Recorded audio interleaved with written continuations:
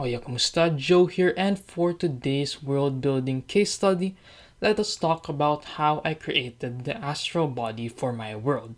You know that thing in Doctor Strange, the soul part of you?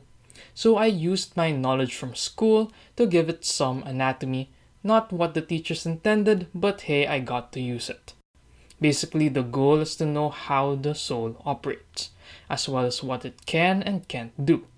Do take note that this body structure is tailor-made for the rulings of the universe I am creating, and is not accurate to its historical or religious counterparts, though I did take a few inspiration from them. Aside from the building process, I want to share what factors came into play that led me to these decisions, and how I build up the astral body from a simple to a complex mechanism. So, introduction. On the previous case study, I talked about my universe and how it's made of several planes that interconnect and wrap around each other. Meaning, even if we are here in the physical plane, at the same location in the spiritual plane, your soul or astral form is also chilling there. Kinda like a mirror, with the reflection being the spiritual world. Since the spiritual form is an integral part of the universe, I cannot let the soul be this mysterious, enigmatic form. No, I need to learn how it functions so I can learn how to interact with it. So I can learn how it interacts with the spiritual world, spiritual phenomenons, and of course, spiritual magic systems. So let's divide the versions of the spiritual body, which going forward I'm going to refer to as the soul vessel that I have created throughout the years. Each would be building up from the previous model. So, the first model would be the circuit model. Every concept starts with a simple idea. For all my stories that heavily involve the undead, I needed to understand how the soul vessel works. I started with the three main components of a person. According to religion, a human is made up of the physical form, or the body, the intangible form, or the soul, and the spirit that keeps the person alive. Pretty simple. So, the spirit is like the oxygen for the soul vessel. That was the first rule. Then, I expanded it using an electrical circuit as a model. You know, that school experiment with batteries and a light bulb? So energy in the form of spirit flows in and out of the soul vessel like an electric current lighting a light bulb. Now, to expand that concept even more, I then dig deeper into the electric circuit analogy. Aside from the light being produced, an electrical circuit also produces electrical resistance, a factor that slowly degrades the circuit until the circuit breaks down, even if the batteries are full. To relate this to the soul vessel, the light bulb's light is your memories and your emotions, basically your soul, or the parts that make up your soul. This became the goal of the soul vessel, to create you. Then we have the resistance, which corresponds to all the negative emotions one experiences that slowly deteriorates the soul vessel. In other words, if you brew negative emotions, the faster your spiritual form would deteriorate until it breaks down and the person dies. So what can we learn from this? First is to try and relate the concepts you want to build with a simple but different concept. I first based the concept from respiration, breathing in oxygen to live and breathing out carbon dioxide. This allowed me to create counterparts for both oxygen and carbon dioxide, which are the life energy and the made-up word rekish, or used life energy. Then I related the model to a standard electrical circuit, letting me create the idea of a spiritual resistance and how these vessels deteriorate. The Chakra model. So far, that model was great. It aided me in explaining several magic systems and new races. This also helped me think about how an immortal being would function. And from jumping into that hole, I actually managed to rewrite the reality's history. But that's for another story. However, the more I relied on the previous models, the more complex ideas pop out.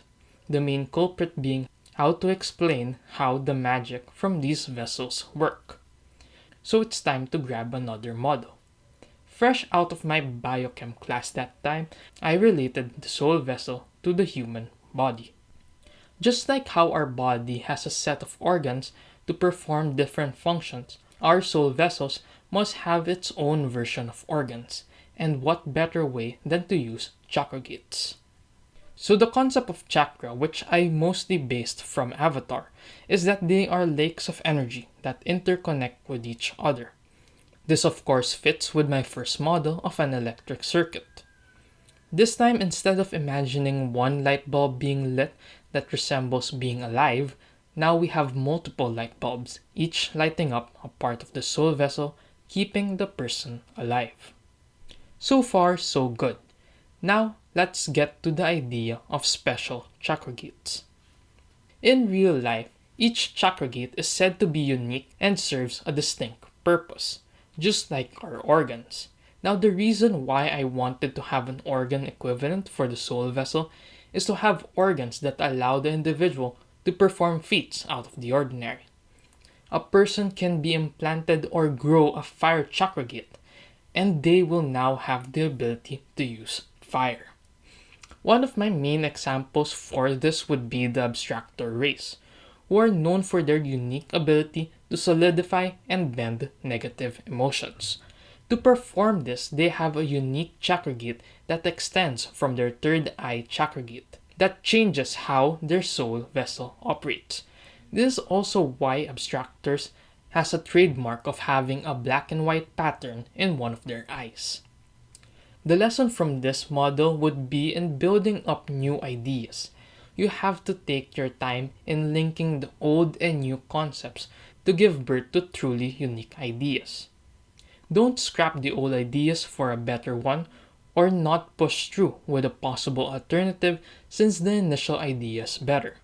Try to merge the two even if they don't fit, and you'll be surprised what you can come up with.